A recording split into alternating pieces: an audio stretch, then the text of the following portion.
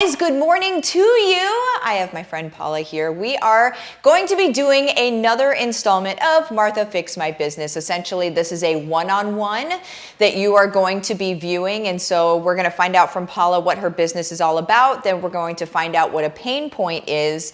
We're going to drill down on it, and then we're going to shake something loose, okay? First things first, I do need to explain something because it's top of mind for me right now. I need to know if other people do something like this. So today my daughter was supposed to dress like a cactus at school. Don't ask.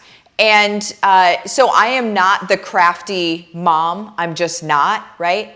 Dad is the crafty one. I'm not. And so what I absolutely did is I got a green shirt from Amazon, got a Sharpie, drew little prickly things on the shirt, and then printed on the shirt, pretend I'm a cactus. So I am just saying that's how I just sent my child to school today. And I don't know if any of you are like, listen, I'll send you as a cactus, but it ain't going to be like everybody else's mom sent them as a cactus, I don't think. So anyway, she is blessed with me as a mother, I'm just saying. So anyway, let's go ahead and get into what we're talking about today. So Paula, do me a favor and give me a brief rundown on what your business is, what it's about, who it serves.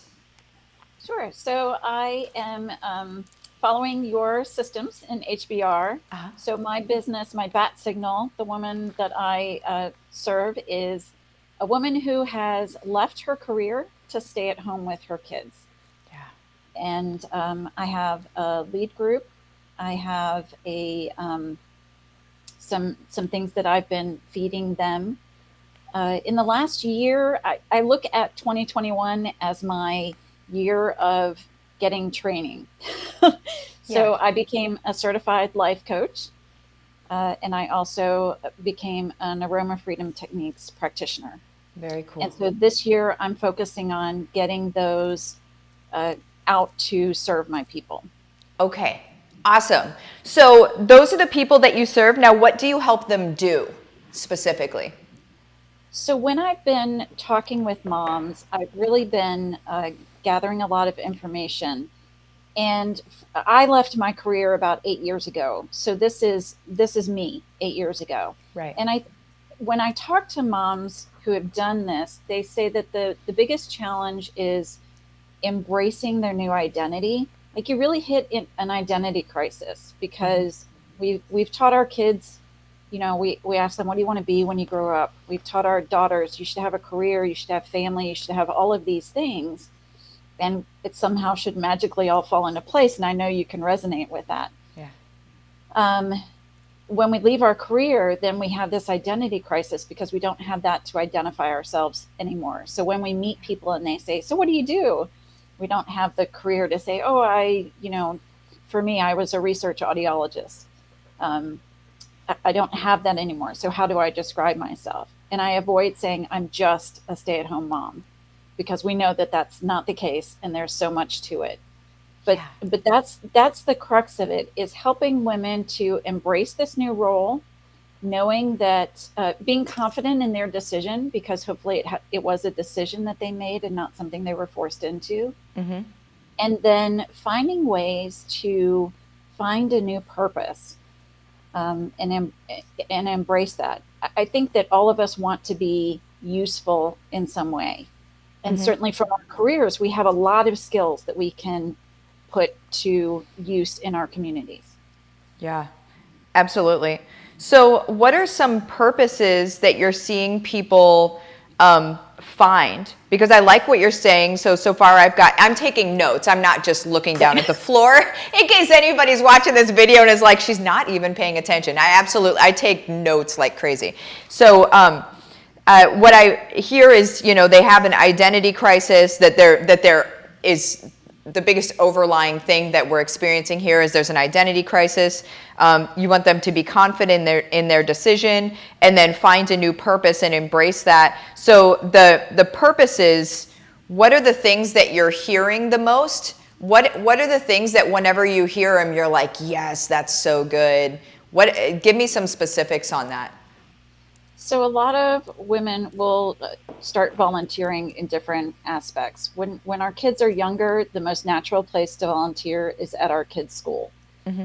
and putting some of the skills that we have to use there. So, for instance, a lot of my friends were involved in the PTA at our kids' school Okay. and doing things like generating the newsletter. It could have been something that they have the skills to do.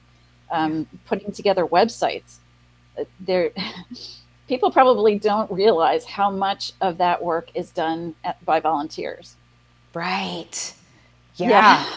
Really though. because if you were a website designer in your career and now you're not in your career, where are you going to utilize those skills? Well, there are a lot of places for it, and so nonprofit organizations really soak up those skills. I like that. So it's maintaining the identity.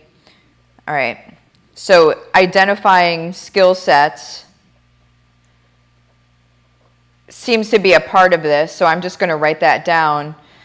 That's important. A lot of people don't realize the skill sets they even picked up along the way, even if they worked at a place and they started at the ground level and grew into something or other. They don't necessarily, I don't know, file away those skill sets that they've developed as theirs. You know what I'm saying? Like as being able to use those in the future. So identifying skill sets is actually amazing. And then, okay, so finding a new purpose and embracing that would be volunteering at kids' school. Are there other purposes that you're hearing at all? Yes, quite a few women have gotten involved in like political activities or grassroots sort of advocating activities. So a good number of women joined not just their local PTA, but became spokespeople for parents within their community to get more involved with attending meetings for the school board and things like that. Another friend of mine became involved politically, so helping with political campaigns and things like that. Okay, here we go. Now we're drilling down. So as you were talking, what I'm hearing is, so they're embracing their new identity. They were in an identity crisis. We want them to be confident in their decision. In order to be confident in their decision, they need to be able to find their new purpose in life, or how they're going to, how they show up in this world, right? And just from that very last thing that you said, I wrote down creating communities for change. And so that doesn't necessarily mean that they're heading up communities, but it means that they're part of movements. So maybe it's like movement mamas or something. Like, but they're like, they become parts of movement, and so they become integral pieces of what women do. Like, that's what women are amazing at. That's what we have always done throughout the years from the very beginning. We are the community builders. We are the people that we rally troops. Like, that's what we do really, really well. And so to be able to use those skill sets. So what are you seeing as your pain point that you want to drill down on today? As far as a pain point in my business, Yes. so as I said, last year was my year of training. So I invested a fair amount of money in those. And so I am having a challenging time finding ways to produce income. Okay, from the coaching trainings that you Or did. any of it. Okay. Well, that's just because the messaging wasn't laser focused. Even when I was asking you what it was, I mean, we finally have drilled down to like what we're helping the moms do, because the thing is there was it's a little bit ambiguous whenever we say we want them to be confident, we want them to find their new purpose and stuff like that. It can't land on somebody. It can't land on somebody like specifically the person that you're talking to can't hear it and say, oh, that's for me. It's still a little bit too high for them there. And so we need to know specifically the person that you're talking to. Let's get to her age, and let's even get to what her past life was, so far as what business she was in. Let's get a little specific on that. Was it corporate world? Was it like, let's get very specific there so our messaging can be specific for her. And then let's work within the messaging to create the offering. So what you're asking on monetizing all of this, it's like a really big thing, right? But let's start drilling down into where you can get messaging right, so then they can know that you're there for them. That's the biggest disconnect right now in the whole situation, is they just can't even tell. They just don't even know. So who is the person specifically? Let's get very specific. Yep. So she is in her upper 30s. So let's say 37. Okay. Her kids are in elementary school age kids. Okay. She had a career that required so she went to college at least for an undergraduate degree, and is working in a profession that requires not just the daily, but also involved travel and involvement in organizations, professional groups, and things like that. Okay. Anything else? Because her kids are now school age, she didn't have a community of moms set up already. So she's the one that is kind of scrambling, maybe like me. Except I'm not in the corporate, or I'm not, employed, I guess. But the scrambling to get the cactus shirt put together, right? Like the mom that's kind of scrambling at, maybe there's these things that come from school. I mean, this is real. This is a real message to people that are like that, because there are people like me that you find out that there's something that's supposed to be happening at school this week, and you have, completely just biffed it, and then realize like the next day you're supposed to have them dressed like a cactus, and now you just have to make that happen somehow. Like where they maybe always feel like they're behind the 8 ball when it comes to school activities. Yes, and constantly feeling the tug of war between career and family life. So wanting to be there completely for both things.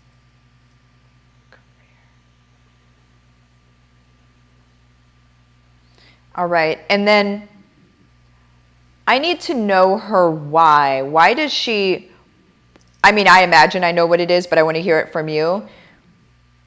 Why does she want to leave her career and stay at home with her kids? Because she's finally reached the point where she has more days at work that she wish she were at home than at home, and she wish she were at work. She's realized that her kids, her family is more important than her career. And the only thing that's stopping her from leaving her career is the sense of obligation, having invested this time in education and building this career, not wanting to let anybody down. Okay. Which is a big woman thing. That's like, right? Yeah. We don't ever want to leave people down or let people down. Obligated. And so just to get specific, she's not staying in her career because she needs the money. Correct. It doesn't matter to her family. It matters, it's money or it's not, it's extra money or it's not extra money, but it's her career is extra money, and it's okay if she leaves her career financially. Yeah. Yeah. Okay. That's a big point right there in the messaging. So, okay. I think your women, first of all, a lot of your women are on LinkedIn. I don't know if are you living in that platform at all right now? Not at the moment, no. I would.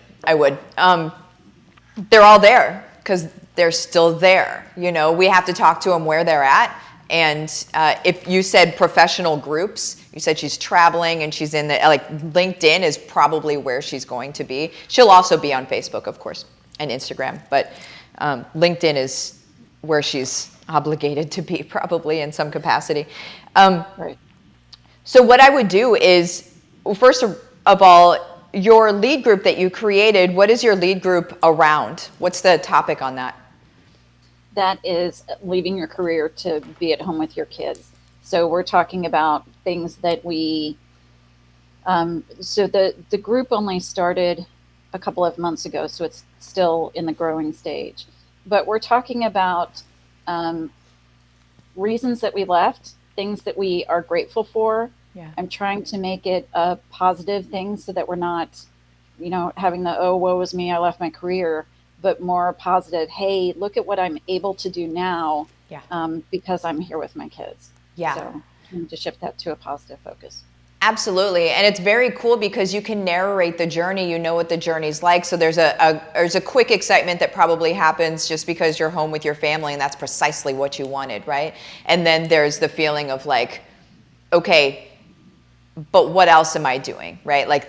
And then that's where it could go one way or the other, which is what you're referring to right now. And so your coaching and your AFT, and for folks that don't know what AFT is, it's kind of an emotional release using fragrance, using oils, okay? So between your coaching and your AFT, how were you imagining bringing that into play with all of this? So my intent in the coaching was really to help women through this transition. Because I think from the day you decide that you're going to leave your career to, a couple of years into the stay-at-home mom life, I think it's a big change. And I wish I had had somebody to come along with me. Yeah. To say, okay, here's how you navigate this. And it's okay to occasionally be like, what did I just do? Like, right. Can I go back? Like maybe this was not the best thing. Yeah. And then, yes, what do I do with my time? And how do I find a group of moms that I can relate to who can also support me? So helping them navigate that whole process. Yeah. And saying, okay, up till now, you have thought that career and family was going to go hand in hand, and it's okay that you chose differently. Yeah. Like, let go of the guilt. That's where some of the AFT comes in. Okay. Because let go of some of that. Let go of the overwhelm that you may feel with having made this decision and wondering what other people's perspectives are on it, because it really is just you. Yes. So letting go of that. Okay. So that's where, the coaching is being, the guide in this process. The AFT is really to help with those times when we're having a hard time accepting all of this because it's so different than what we thought our life was going to be like. Yeah. So it's the tool. So, okay. Are you open to, it sounds like you're doing this, but are you open to combining those into the same thing, the same service, right? Yes, okay. Absolutely. And so your coaching, what I wrote down was to help them navigate this new world, find community or create community and purpose, and then let go of the guilt. And then I also added let's also add flavor and passion and thriving to life. And I think that can happen through AFT as well. While shedding the old, then you expose the new and you can illuminate it, right? And that's kind of just a very cool thing that happens there. And so in your lead group right now, are you doing any coaching or AFT, like group coaching and AFT, in order to let them know that this is what you do and what it looks like to do it? I have not yet, but I have thought about it. It's simply trying to figure out how to make that happen. So speaking bank codes, yeah, I had a huge light bulb moment last week when I realized I am a KBNA. Oh yeah. Oh yeah.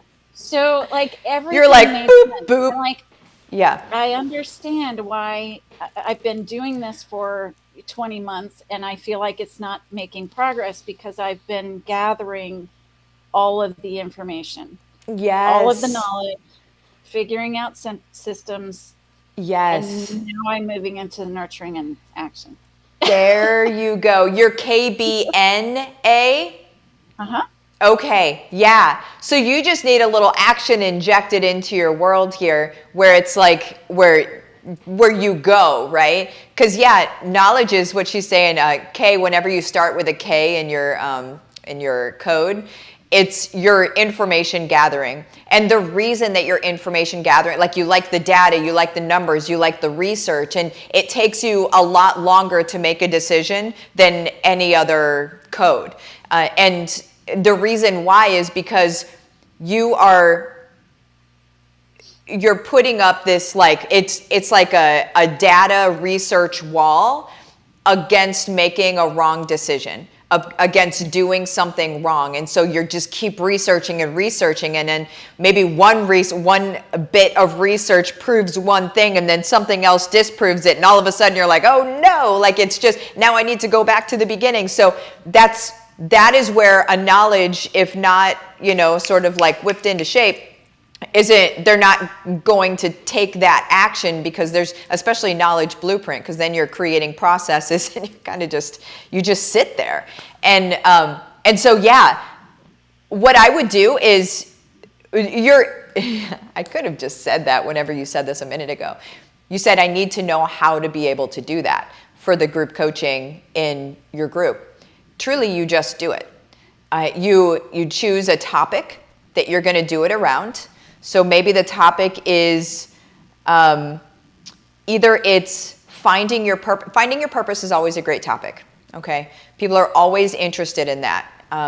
And so find an AFT or in a group coaching program, or a group coaching live video, Zoom, around, but take it live, in the group, around exposing your purpose or illuminating what your purpose is. There can be another one around getting rid of the guilt, if you're experiencing guilt, around, and then maybe another one, and these can just be pillar ones that then you create content around, but another one could be around what to do when you wonder if you made the wrong decision. And that, because you can expose that, because in wondering if you made a wrong decision, you've got something subconsciously eaten at you that's saying, yeah, but you should have. And then if we can expose that, slough it off, then you can move forward, right? And those three things alone, and those could be 2 weeks apart. That's 6 weeks of content right there. And then you create other content around it. So whether it's a lead magnet or something like that in the lead group that talks about that subject. So you just always want to kind of bring, what I'm talking about, keep reinforcing that subject. And then what that's going to do is it's going to show people this is what you do. And so if you want to do like a one-on-one with me and we specifically go through your stuff, this is how you set up time with me. So do you have a scheduler set up where they can set up time with you? Yep. Okay, perfect. I love it. I was so afraid you were going to say no. Okay, so so happy for this. So that's your call to action. There's the lead magnet one. Even at the end of the lead magnet, if you want to set up time with me and we specifically can do this together, here's where you do that. That's your call to action, and that's where you start this. That's where you start. And then what's going to happen after you start, I'll just predict your future here. What's going to happen after you start is you're going to start hearing people asking you some of the same questions over and over and over and over again. And then you're going to realize this is very important to people. This is something I need to address. And you either create a short program about it, or you do, write a book about it. Do however you want to create that content. You create that content for them in a way that they'll be able to just grab it, And then the more that you hear what people are asking about, it's going to. And for a K, this is important to you. For a knowledge, this is important. Be okay with them giving you your content, and you maybe not realizing or thinking that's content that they needed, be okay with like adding that into your program. If that's like something that they're asking about, make sure that you add that stuff in, okay? Not just the stuff that you researched and we're like, well, this is it, this is it, this is it. It's very easy for a K to do that, where you're just like, well, I know. So yeah, did you just relate with that? A little. A little bit. Poking the bear just a little. I'm a K in my third, so if I get stressed out or frustrated or whatever, I go into K. So I recognize K very well. Like I will go right there. I know it. So yeah, is that helpful for you? Be able to get things moving? Like you can go ahead and put in your event section of your group the next group coaching AFT thing that you're going to do, and then start working toward it today. Absolutely. Yep. Boom. Yes. This is a high five. This is me high-fiving you. Oh, yeah. All right. You guys, thanks for coming and watching a one-on-one. This is just how we do things, right? Like we get to what actually matters. We get to the meat and potatoes of things, and then we move from that space. And so, Paula, I'm so glad that you came on. Thank you for doing this. It's a very brave thing to do, to come on live and have a one-on-one live. So I appreciate you being so brave and doing that. And then also, if you guys want a one-on-one with me, you can go to withmartha.com. You can go to, I think it's one-on-one is up in the navigation bar. That would be one with me. And if you go under business strategists, that's where you can set up a one-on-one with any of my business strategists that I've trained on how to do all of this stuff as well. So either way, totally okay. They're like an extension of myself. So love you guys. Have your best day ever. And we'll see you later.